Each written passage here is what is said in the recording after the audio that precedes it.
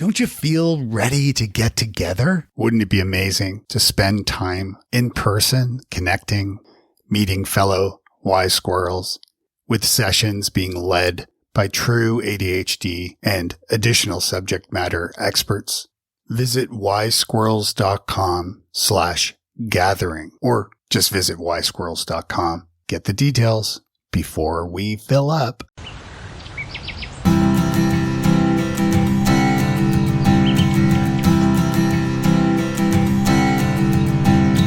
Welcome to Wise Squirrels, the podcast for late diagnosed adults with ADHD.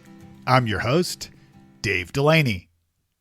Today I'm speaking with Jessica Covington. Jessica is the founder and CEO at Fitology, Holistic ADHD Coaching. We talk a lot about fitness and healthy living, especially for those with ADHD.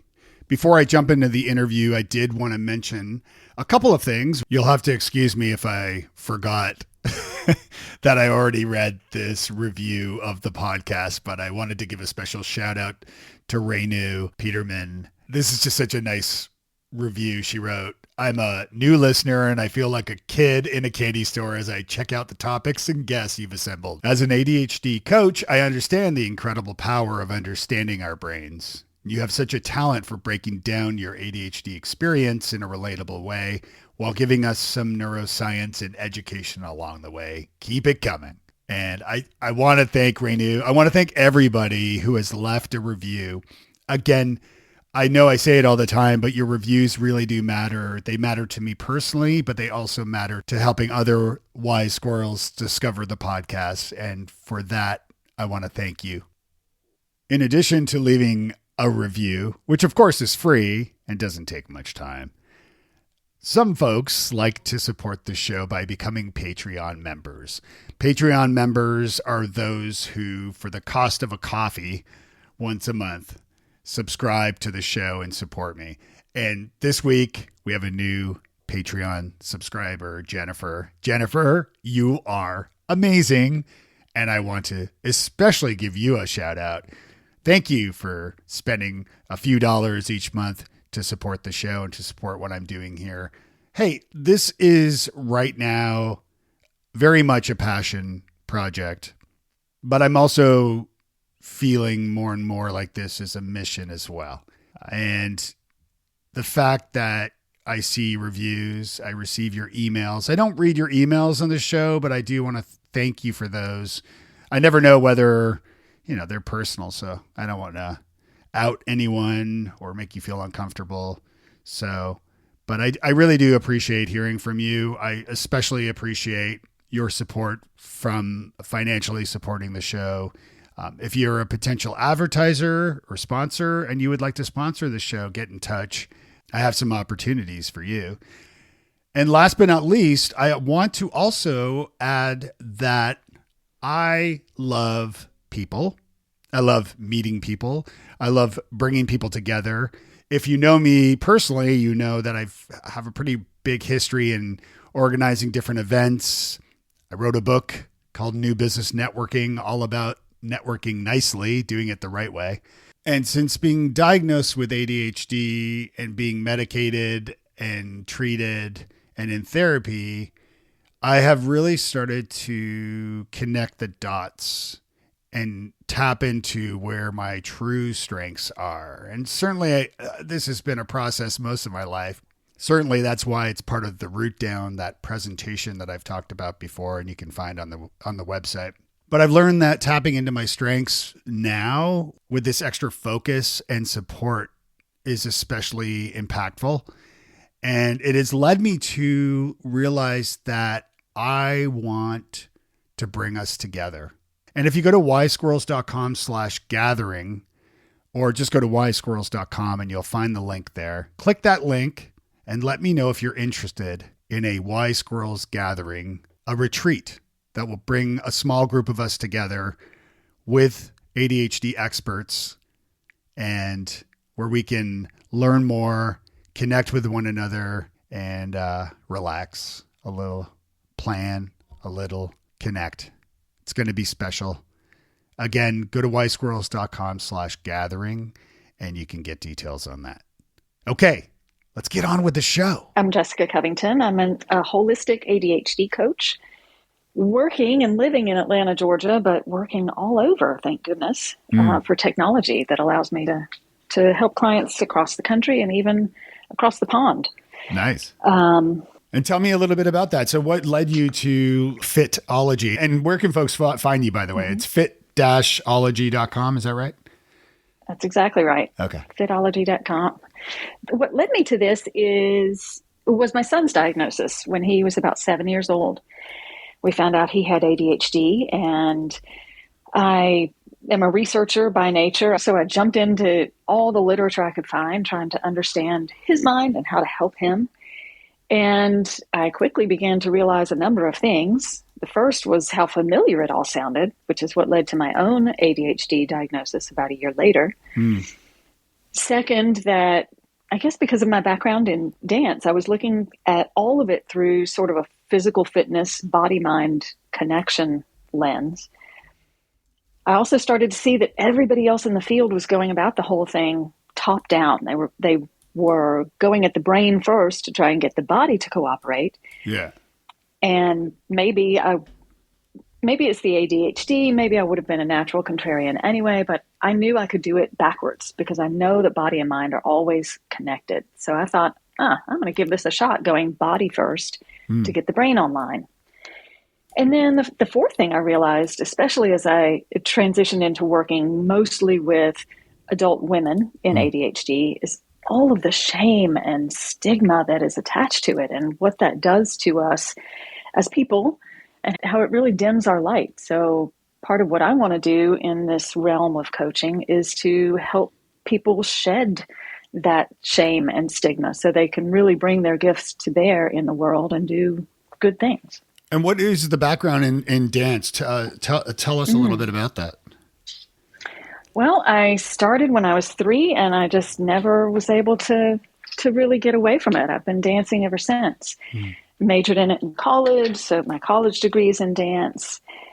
And with an arts degree like that, I had to take a circuitous route. It didn't always pay the bills, so I ended up with another career in human resources, which really was a form of coaching in its own way. Yeah. But I love it. I think that it is the coping strategy that helped me get through being an undiagnosed kid with ADHD, because it gave my brain enough jobs to do in the dance studio. And so I'm really grateful for that and for the lens it's given me to see this whole world through. Yeah, because it gives you, this ability to hyper-focus into something you're passionate about. I mean, it's part of the reason why we're talking right now on this podcast is, I'm passionate about podcasting and ADHD, so it was the no-brainer to start this show. So as far as dance goes, and I would imagine being a non-dancer, I mean, I suppose everybody can dance, but, the last time I really danced was with my wife in 1998 in Ireland, and it was St. Patrick's Day, and we were drunk and we both got hurt. So we were like, yeah. So even at our, you're going to find this especially sad, but even at our own wedding, we didn't dance because we were like, oh my goodness. Yeah. Does dance play a part in the coaching that you do? Like how do the two go hand in hand? Yeah, it really is. I have to expand the definition of it, not only for myself, but also for other people. So in the scope of my coaching, it becomes just movement, whatever kind of movement feels good to a person's body. It doesn't have to be dance, doesn't have to be labeled as such or look pretty or look any certain way, really. The idea is that, again, brain and body are always connected. So if we want to move or shift something in our minds, we can start by moving or shifting something in our bodies, even if it's just as simple as standing up from a seated position or balancing on one leg when we're trying to really focus in and absorb some kind of complicated text, or crossing the midline of the body. Doing cross-body exercises can really help integrate the two sides of the brain and get them working and communicating much better. That's interesting. So yeah, it's fascinating research, and there's a lot of it out there. I mean, sometimes people think I'm just making this up because I like to move around a lot, but and that is true, but I'm not making it up. There's actually a great big body of research showing that the body and its movements can really, the physiology affects psychology in a way.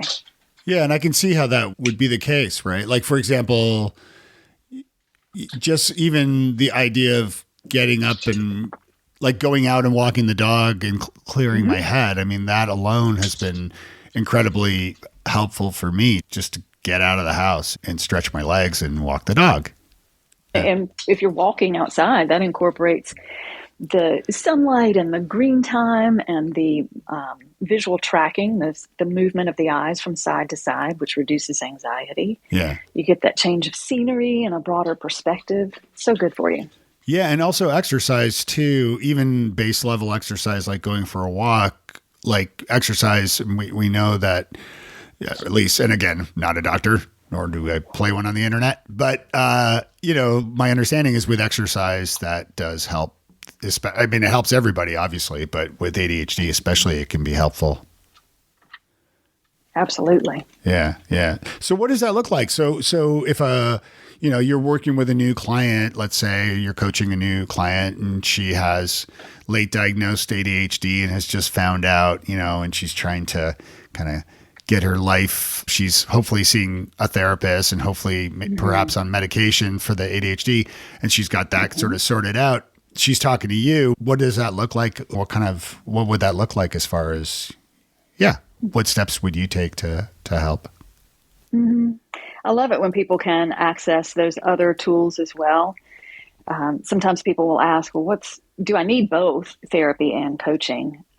What's the difference between them? And I always say it's great if you can have access to both, because in my mind, coaching is like the bridge between the thought and feeling work of therapy and the daily execution of the changes you want to make. Right. So what it looks like is this 4-point framework that I've put together over the years, many experiments, a lot of research, and many clients have gone into creating this 4-point framework that is loose enough. It's strong enough to be a foundation, but also loose enough to accommodate each person's individual goals and needs. So the 4 points are movement, nutrition, metacognition and mindfulness, and then systems, habits, and tools. So when a person first comes to me, we talk all about what's going on in their lives right now, particularly starting with what's going right, because I am a strength-based coach. We start with what's right and how to build on that, and narrow it down into one of those 4 elements. We figure out where do we need to start, and then branch out from there. And you said it was, movement. What else? Nutrition. Nutrition. Nutrition's the second. Metacognition and mindfulness, which is really, doesn't have to mean meditation. It can, but it doesn't have to. Yeah. It's really a matter of getting to know how your mind works, getting to understand it so that you can work with your brain instead of against it. Yeah. And then the 4th pillar is systems, habits, and tools. And those are all of the planners and timers and hacks that typically neurotypical people have tried to throw at us all along that really haven't worked because we haven't figured out how to tweak them and use them for our own ADHD minds. And then also the natural frustration that comes after finding the perfect solution and it works until it doesn't. Until we lose that novelty, the novelty wears off and suddenly it's like, for some reason, we're not able to do that thing anymore. It's it's incredibly frustrating. So let's walk through this a little bit. So as far as movement goes, what are some of the tips or strategies that you share with your clients on focusing on movement? It really depends on what they want to accomplish. So one example is if people are looking primarily for cognitive benefits of movement, then we would work on movement that is a little more complex, a little more cognitively demanding, plus movement that requires heavy exertion. So Something that's demanding would incorporate movements of maybe 2 or 3 or maybe even all 4 limbs at once. And that could look a lot like dancing, although it doesn't have to. Yeah. But some sort of patterned, repetitive, but a little challenging movement. And then heavy exertion can look like anything from push-ups to jump squats to wall push-ups if there's some limited mobility going on. It could be anything that works against gravity or works against resistance. Mm-hmm. I've even had people tell me that, in fact, I wrote an article about this. They've told me that moving furniture is their favorite way to refocus when they've gotten in a slump or they've gotten too distracted. Huh. And I started thinking about that and reading up on it, and I realized, well, that's just plain heavy exertion because you're moving couches and you're rolling up rugs and moving stuff around. It makes perfect sense that would be that would be satisfying. Does a person move their like couch and rug to like the other side of the room, or are they like, oh wow, okay, interesting, yeah, okay, yeah, that makes sense. If folks are looking for mainly an improvement in mood, then I would suggest doing some kind of movement in fairly intense intervals. So if they were out for a walk, for instance, they might, if their regular casual walking pace is at a level 3, let's say, then I would ask them to pick up the pace to a level 5 or 6 for a period of time, say 20 seconds, maybe 30 seconds, and then back it back down to a 3 and repeat that cycle over and over again. And that fits into the Couch to 5K app. I remember I was using that a long time ago. And that's a really good one. Yeah. Because it would walk you through, like it would tell you when to run, basically. Mm-hmm. Yeah. And there are all kinds of ways to incorporate interval training, from walking and running to biking to stuff you can even do in place, basically, like jumping jacks. Yeah. Anytime we use our muscles, especially, again, lifting resistance, so weightlifting is great for improving learning and memory and mood, because our muscles, in a way, talk to our brain and increase all of the things that need to happen, the blood circulation, the neurotransmitters, and everything that needs to happen in order to make our brain work better and improve mood at the same time. Makes sense. And are there strategies you use to help people stay on some sort of exercise plan? Like, it doesn't have to be something intense, but I do find that even myself, like I've always been a big proponent of accidental exercise, as long as I'm doing it, which is difficult when you live in the burbs. But like when I lived in Toronto, like I lived downtown, so I would ride my bike everywhere. And so it was like this accidental exercise of, or just being in a walkable city, which sadly Nashville is not, just being out and about. Like I remember the first time I took my kids to New York, and they were blown away by how skinny everybody was. Or not, they're like, wow, because I live in Nashville, I live in the South. And I mean, obesity is already a problem, obviously, in this country. But you look around at people and you're like, wait a minute, like most of the people are not fat because they're walking everywhere. Like that's a big part of it. And it's this like accidental exercise where you're going from point A to point B, and exercise is a natural result of that. But as far as like knowing what to do, which often is the case for us, we know what to do. I have the weights downstairs. I have the bench. I have the treadmill, and I don't use it. Mm-hmm. How do I use it? Yeah. How, Jessica? Help me. It's so common. It really is probably the biggest speed bump, the biggest obstacle we run into. We'll be right back. Wise Squirrels is brought to you by 10X Conference Coaching from Future Forth. Have you ever attended a conference with no plan at all, only to return after the conference to your office and you have a pile of business cards sitting there on your desk for months? You might have some down there right now. I get it. We get busy when we get back to work. We're catching up from being out of the office or being away. There's a whole lot of money that's spent in attending and sponsoring and exhibiting at conferences and trade shows and summits. If you want to maximize the return on your investment of your next conference, check out 10X Conference Coaching. Stop wasting your money by learning everything you need to know before, during, and after your next big event. It's 10X Conference Coaching from Future Forth and Wise Squirrels. Get your first free session today at 10xcc.com. That's the number 10xcc.com. And now back to the show.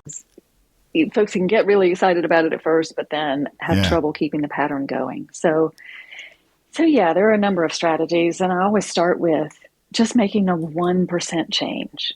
You know, even if you did one bicep curl, that's still better than zero. Yeah. And those little tiny changes will add up over time. The other important thing is to figure out how it works for that individual person. You know, not everybody is a morning exerciser, for instance. Not everybody is going to want to lift weights. Not everybody will want to go out for a walk. We have to figure out what's really right for that person and how it can fit into their weekly schedule consistently. That tends to be a bigger issue than the want, the desire to do it.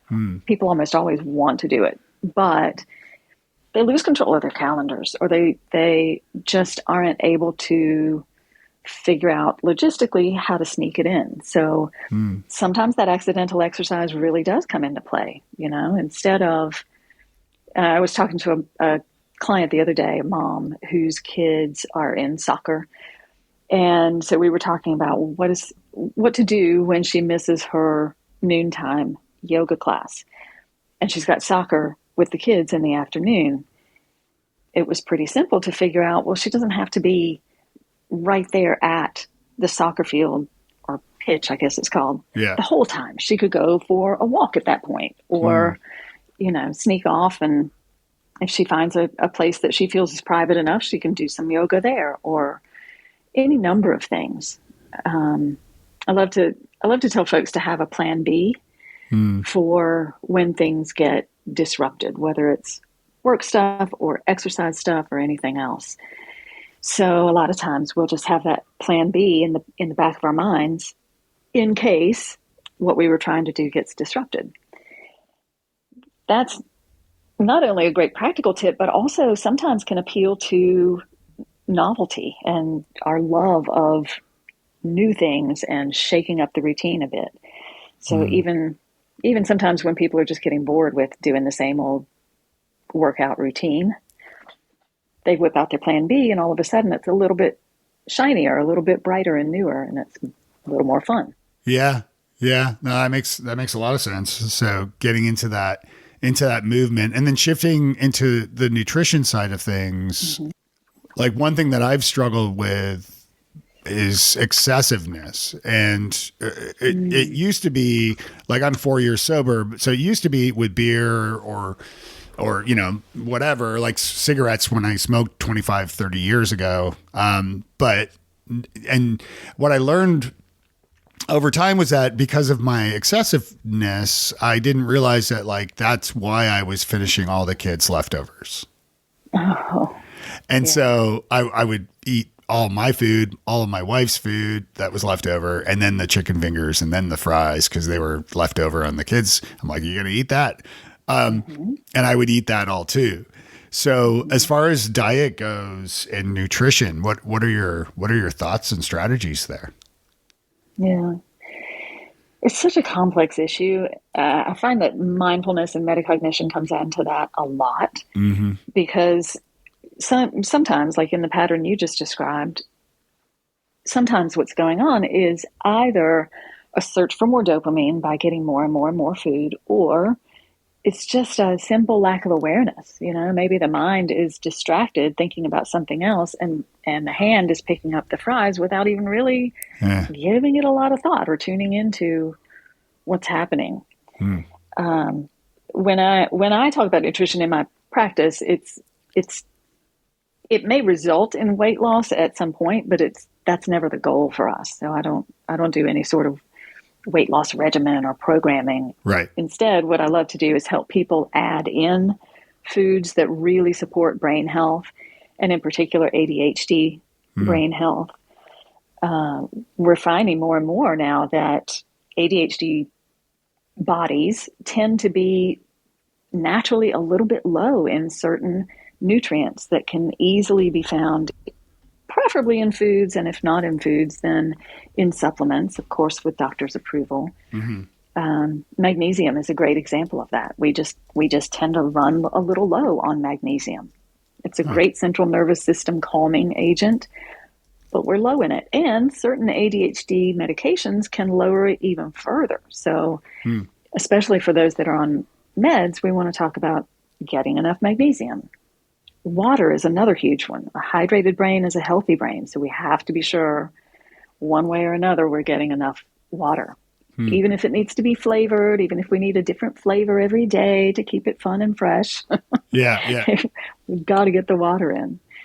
And then there are other things that come into play as well, like omega-3s, making sure we have enough protein at every meal and snack, because protein is the building block of neurotransmitters. In addition to keeping blood sugar stable and level, we want to be sure we're getting enough fiber and keeping the gut microbiome healthy. So it's a complicated issue. I don't think there's a one size fits all, but when it comes to fitting into this practice, it's a little more general, a little broader. And again, I like to focus on adding versus subtracting. Yeah.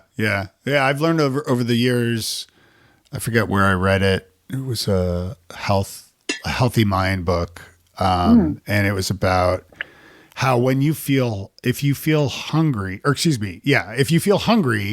you're probably thirsty. And so if you drink water instead of eating something, that will probably curb the hunger. And if you feel thirsty, that means that you are probably already starting to get dehydrated.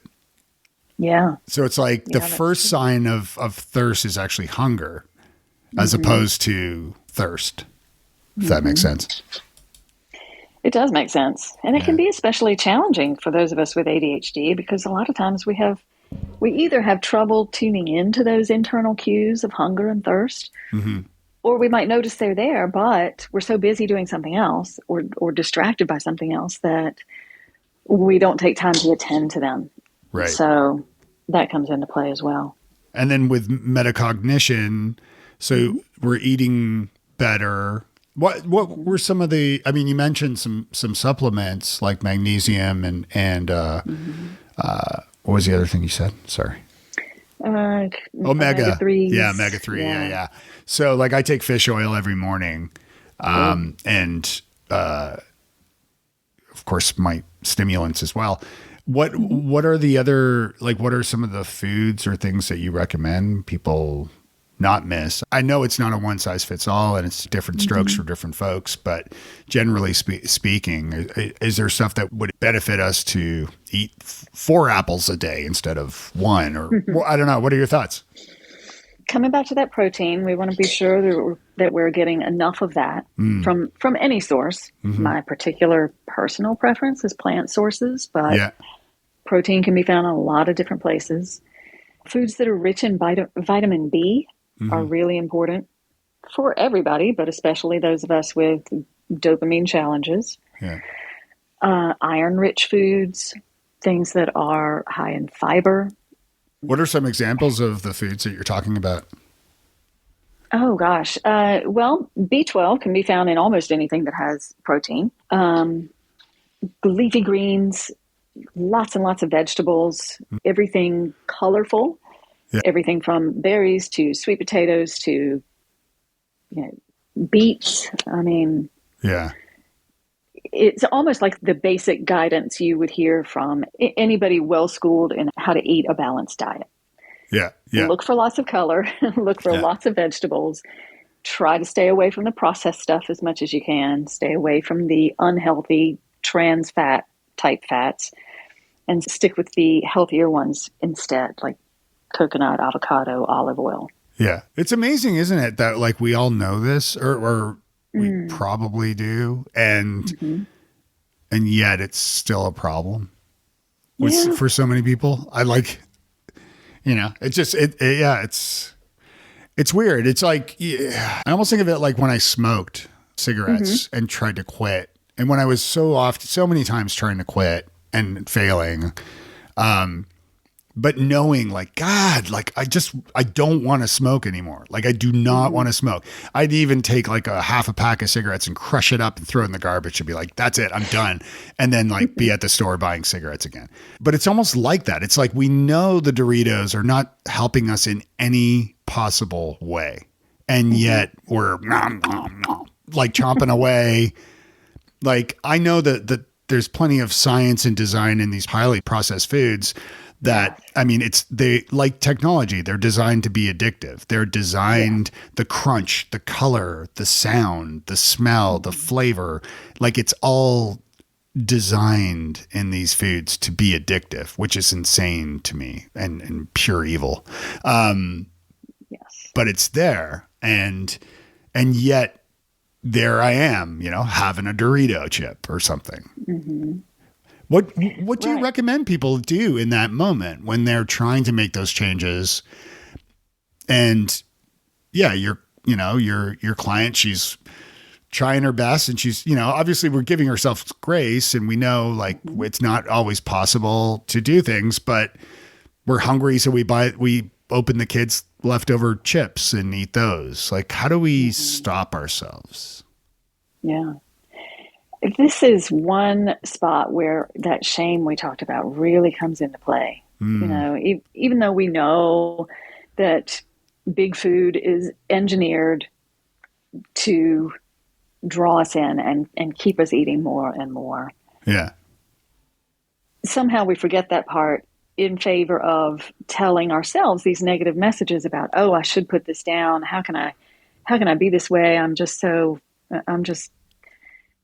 There's something wrong with me. There's a moral or character flaw in me that's making me do this. So absolutely, we definitely start first with grace and understanding and education, really understanding why our bodies and even brains crave those particular kinds of foods. Awareness is really key. I always congratulate people whenever they manage to notice that they have picked up the kid's chip bag and opened it. Even if they go ahead and eat the whole thing, if they have noticed that they did it, that's a win. That's the very first step. Yeah. And the more we notice, the more we can begin to shift and change and make decisions for ourselves out of love instead of fear or shame. So eventually we're working to the point where, if I'm the client, I notice the kid's chip bag, I notice myself being drawn to it, and I'm able to pause just long enough to say, is this a decision that respects myself? Or is there a better decision I can make? And so that's where we're trying to get to. It's a long road. It requires patience and diligence and discipline. The good news about discipline is every time we notice, every time we make a better change, every time we work through the resistance of being drawn to that sugary snack and also staying away from it, it strengthens our power for the next time. It lays down those neural pathways and reinforces the ability later to say, no, I'm not going to do that. I'm going to reach for an apple instead. Yeah. Yeah. Yeah. I think that's a great point. I think it is a matter of, this is where mindfulness and meditation come in for me too, because if you can be present more often and if you can reframe your thoughts and like even in whatever way that works for you. So for example, let's say you're going to, you see a bag of Skittles left on the table and the kids don't want them and have said, you can have them. Like, depending on who you are, I suppose, if you know that the US I think maybe Singapore are the only countries in the world that still allow the red dye that is poison for us. Mm-hmm. California has put in laws to ban it, thankfully, and hopefully that will spread across the country. But at least to my knowledge, I believe it's still there. And so if I go to Canada, if I go back to Toronto to see friends and family, if I buy Skittles in Toronto, I know I'm getting quality. No, I'm not. It's still poison, but it doesn't have that red dye poison that they put into foods in the US, excluding California, I suppose. And so for me, that pisses me off. That's like, if I see my kids eating Skittles, I'm like, throw those in the garbage. Like, why don't you just have a cigarette? You know, like, why don't you just have some scotch or something? Because it's so frustrating because these things are designed not only to be addictive, but also designed with these different chemicals that are poison for us. And yet for some reason, the powers that be still allow us to consume those. And I don't, it's incredibly disheartening and frustrating. So for me, it's a matter of, again, getting back to that, like reframing, it's pausing. It's partly, of course, it's information and getting back to the point that we were talking about earlier, where it's like, listener, like it's the fruits and vegetables, the colorful things, as you've talked about, Jessica, like, the stuff that you should be eating. And it's a matter of, like, I guess, choosing the emotion in the moment to realize, like, now screw the man. I'm not eating these Skittles. Screw the man. I'm not doing it. Right. Like, forget that. Or maybe it's more like, I'm hungry. So I have those Skittles in front of me, but guess what? I remember on the podcast when Dave was talking about hunger being thirst. So maybe I should just drink some water and see what happens. And then maybe that's all you need to do. Exactly. Yeah. And that's a way we can get that challenge to work in our favor, especially if we are, if we have ADHD with that rebellious sort of PDA profile. Yeah. If we're a huge fan of sticking it to the man, we can use that and say, no, those Skittles are not the boss of me. I'm the boss of me, and I'm choosing different. Yeah. Yeah. Especially effective with teenagers, parents out there who are listening. Yeah. Yeah. And it's definitely, that's why this is not a show about parenting or kids, because I've got two of my own, and I'm lucky that they're both great kids, but gosh, it's that's a whole other ball of wax. All right. So getting into some of I guess we touched on metacognition a little bit there with mindfulness. Anything else you'd like to add to that? Any tips or ideas that people can try? And you mentioned how emotions come into play, and I think that's worth a little bit of attention too. It's something we spend a lot of time on in coaching, because so many of our challenges come from feelings that are underneath the surface and either haven't been expressed or haven't even been recognized. And so a lot of times when we're dealing with really classic ADHD challenges like procrastination, getting at the emotion that underlies that is really important. It can be difficult, and it is definitely enhanced by therapy for those folks who are able to do both therapy and coaching. But it can be a really powerful way to begin to understand our minds and, again, work with them instead of against them. Once we recognize what those emotions are, then we can either express them, release them, offload them, or figure out how to make them work in our favor. Yeah, for me, like, the emotion of overwhelm is the thing that I've landed on thanks to my therapist. That for me, I jotted it down in my journal. I wrote overwhelm equals paralysis equals stagnation.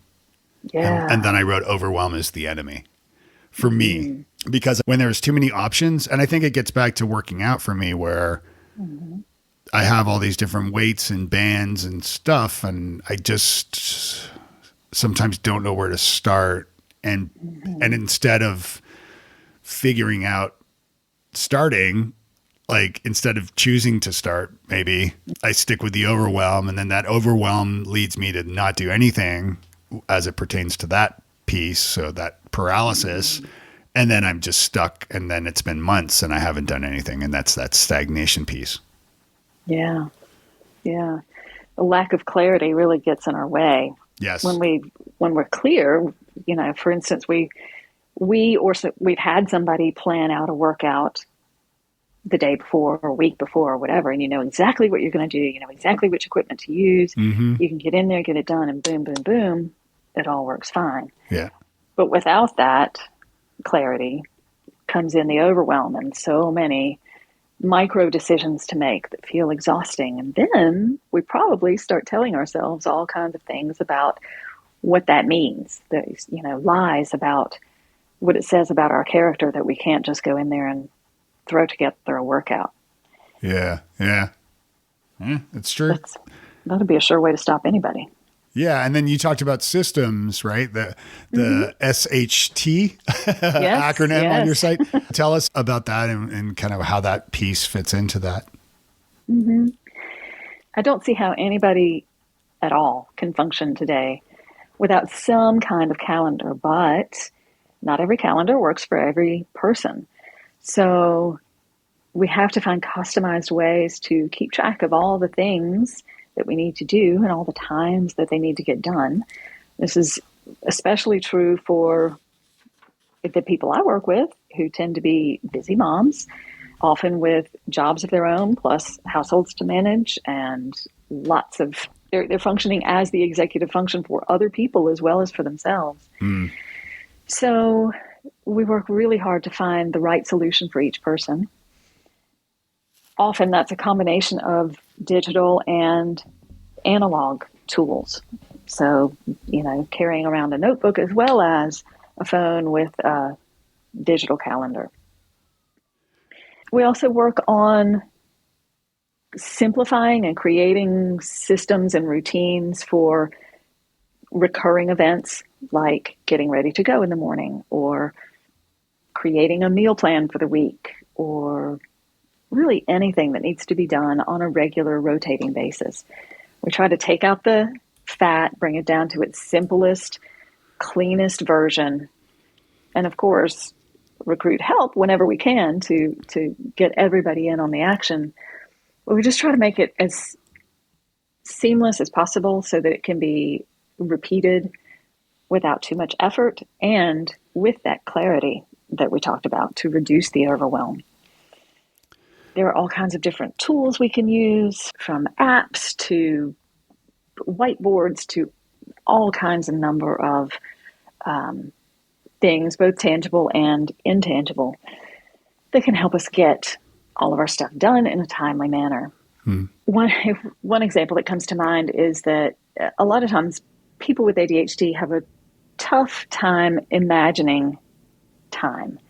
We either try to pack too much in, as we're headed out the door in 5 minutes, for instance, we imagine that we can vacuum the rug and also send off an email as we're walking out the door.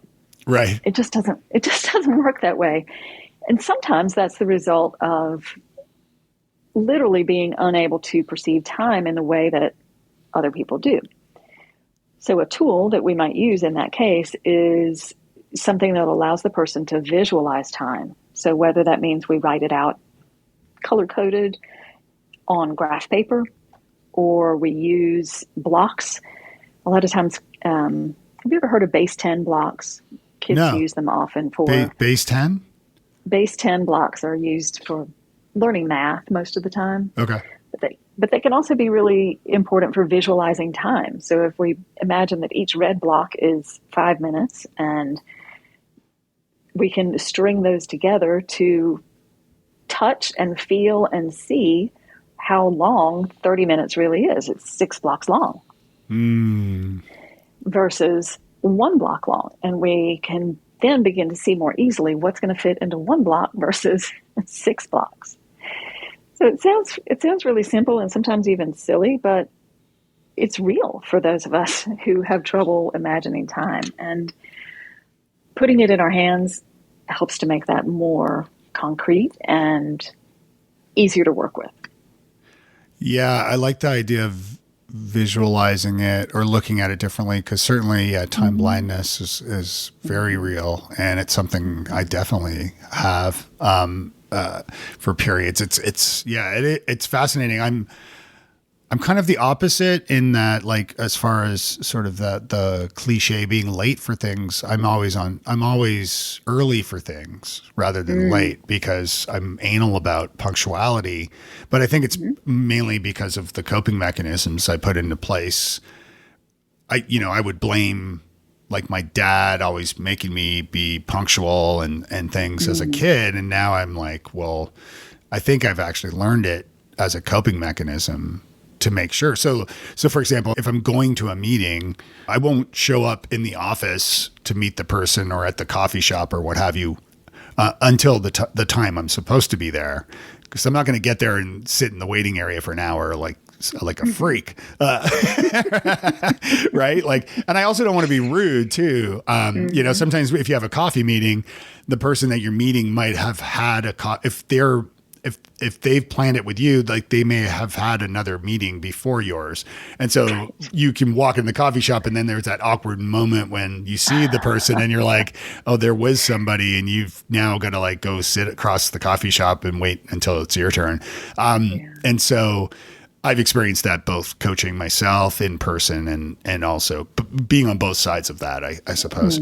So for me, it's always a matter of, like, I will get there early, but I will sit in my car and listen to a podcast or work on something instead of going in early. So punctuality the plan B. Yeah, exactly. The plan B. Yeah. Well, that's it. True. That's a good point. Like, it's about, because I've worked for myself for 13 years, it's a matter of always trying to allocate time and use it in a way that's going to benefit me or my business, if it's, during the workday. So rather than sit in the car and watch Netflix on my phone, I may sit in the car and write some emails or write a blog post or what have you. Love it. Yeah.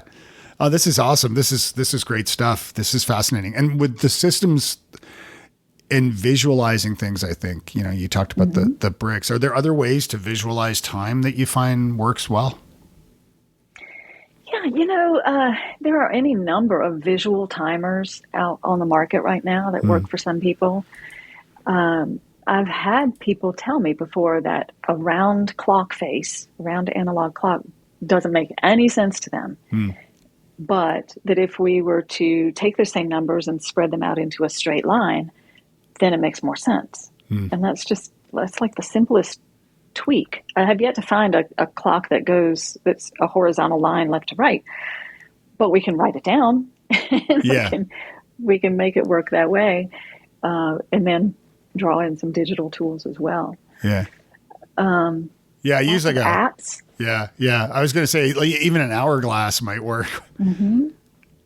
Yeah, that's right. Yeah. That's right. Absolutely. There are lots of apps out there. One of the things that a lot of folks end up enjoying is a timer. I like Insight Timer. I'm not affiliated. I don't get anything for that, but Insight Timer is terrific for having a chime repeat at an interval that you choose. So let's say 15 minutes. There are 4 blocks of 15 minutes in an hour. So I can implant in my brain that the first time I hear the chime, that means 15 minutes have passed, and so on. And that tends to be helpful for a lot of people, so they can not exactly visualize it, but they can remember the passing of time, especially when they're absorbed in something that has captured their interest. Finally, they're focused. They need to be sure that they're not too focused. Yeah. So that repeating chime can help too. It's interesting with time, I think. Like, I almost feel that if you have ADHD and you suffer from time blindness and you're not treating your ADHD, so you're not aware that you have ADHD, let's say, it's almost as if our lives are shorter.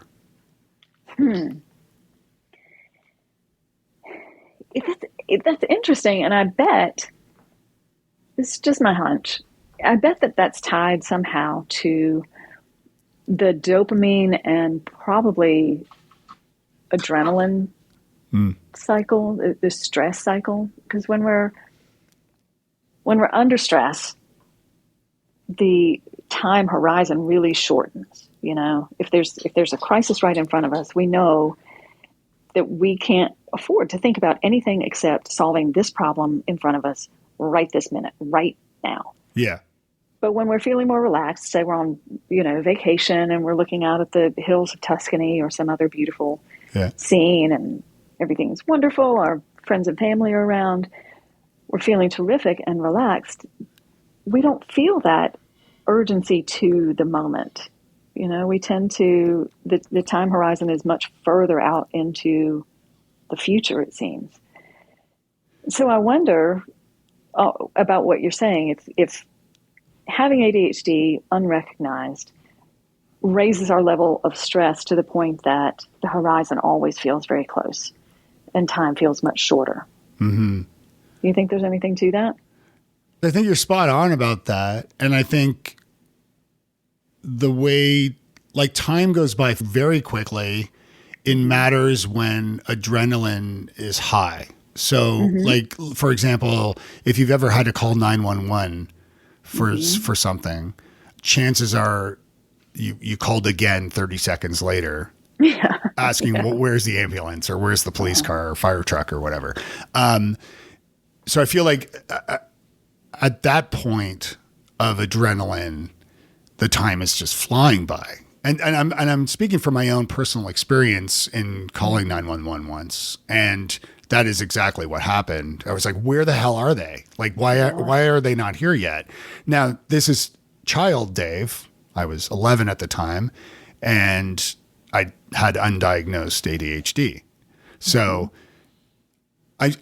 there's this thing, not to go completely off topic or digress too far here, but I actually had this idea this morning about trying to find a neurotypical person that really doesn't know much about ADHD or anything like that. And to talk to a neurotypical person about this, to find out what is it like to be a neurotypical person? Because I've lived most of my life as a neurotypical person, but I wasn't, right? Yeah. But I was functioning in a neurotypical society, which we still do, regardless of whether we know we do or don't. But I almost have been thinking about this lately where I'm like, man, I would love to have a guest on the show who is a neurotypical person, just to ask them tell me about time for you. You know what I mean? Just these fascinating. It would be. And the problem is that everybody I know probably has ADHD because the closest people in my life, we ADHDers tend to find our people somehow magically. And it's the entrepreneurs, the creatives, and these are very much my people, but there also tend to be ADHDers as well, oftentimes. So anyway, I've gone off on a complete bizarre tangent. But I don't know, something to think about. I like it. I'd listen to that episode for sure. Yeah. Is there anything, this has been fascinating. So is there anything I have not asked you about or anything you'd like to ask me about as we wind down the conversation? Oh gosh. Well, I would love to get your insights. You've talked to so many different and interesting people, not just through the podcast, but through your other work as well. Yeah.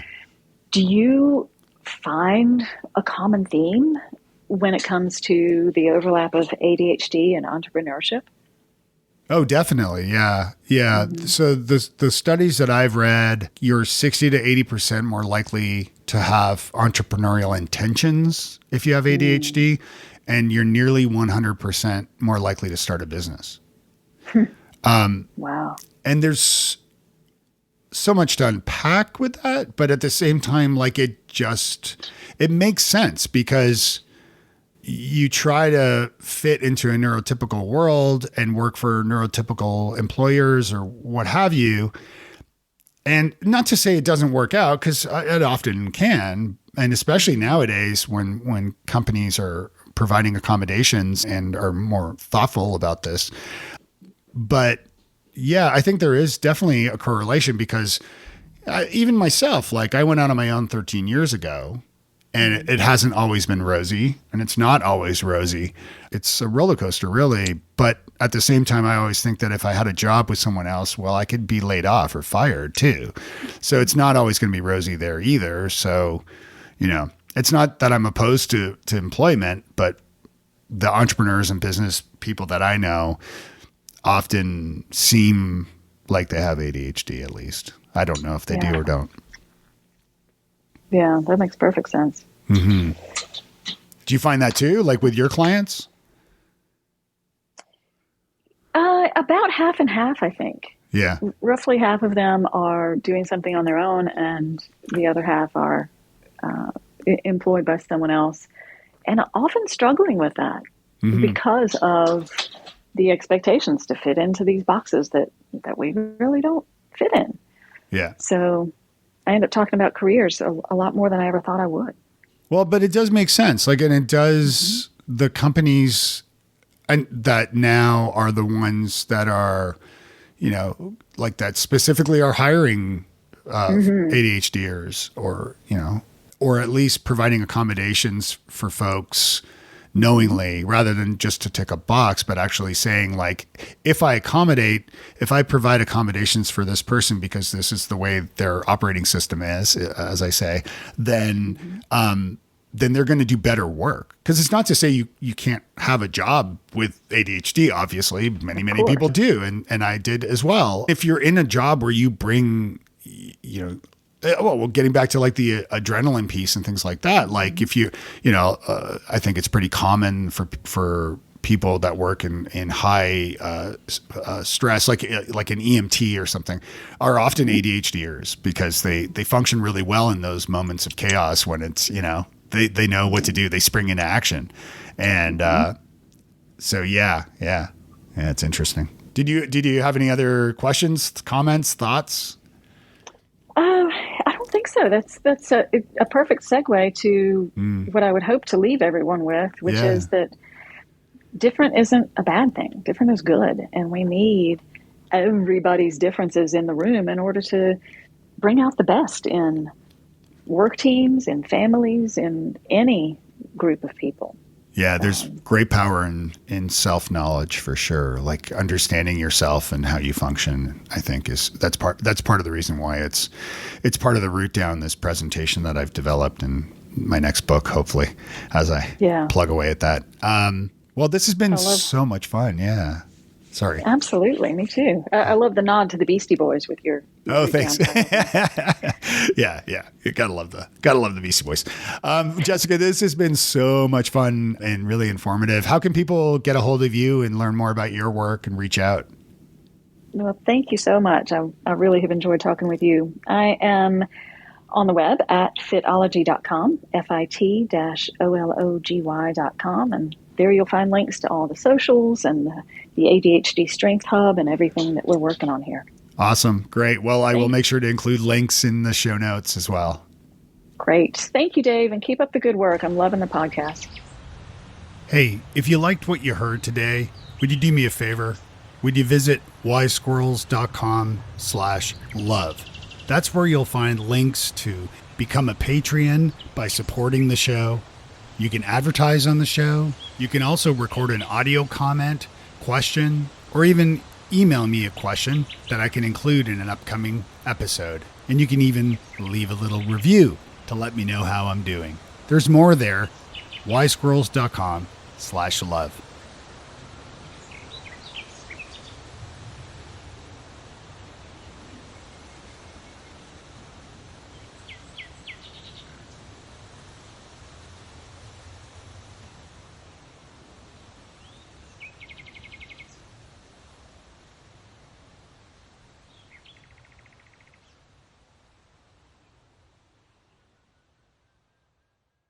Don't you feel ready to get together? Wouldn't it be amazing to spend time in person, connecting, meeting fellow wise squirrels, with sessions being led by true ADHD and additional subject matter experts? Visit wisesquirrels.com/gathering or Just visit wisesquirrels.com. Get the details before we fill up.